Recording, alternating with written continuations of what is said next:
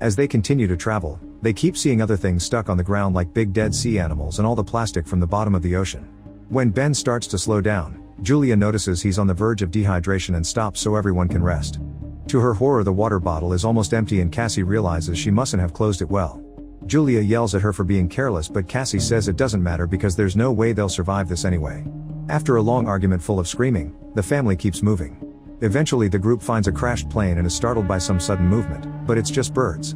The family decides they'll spend the night inside the plane. They share a snack and Julia is heartbroken to find a family picture inside Tom's jacket. Cassie asks for the story of how her parents met, so Julia shares how Tom went to the hospital she worked at and became her patient. He declared his love for her with flowers and a beautiful poem. In the middle of the night, Cassie leaves the plane to relieve herself. Suddenly the creepy man surprises her from behind, but Julia jumps on him first and repeatedly stabs him with unleashed grief and fury. Cassie has to help her calm down with a hug. The next morning, the body is covered in fleas.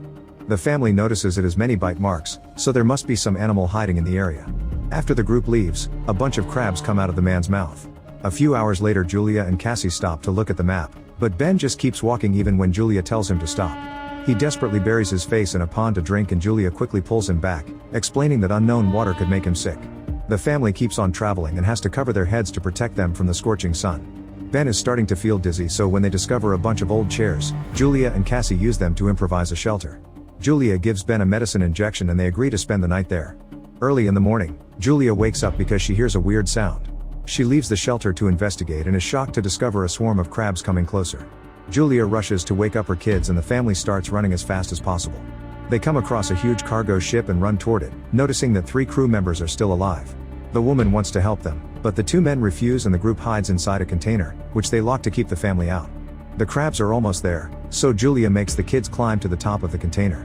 When she starts climbing too, the crabs begin to violently pinch her leg. The siblings have to help her mother up before she's dragged down. There's a hole on the side of the container, so half of the crabs go inside. The crew members open fire, but there are too many critters. Soon the crabs overpower and kill 2 of the workers. The last man reaches a hole in the ceiling only for the crabs to bring him down and kill him too.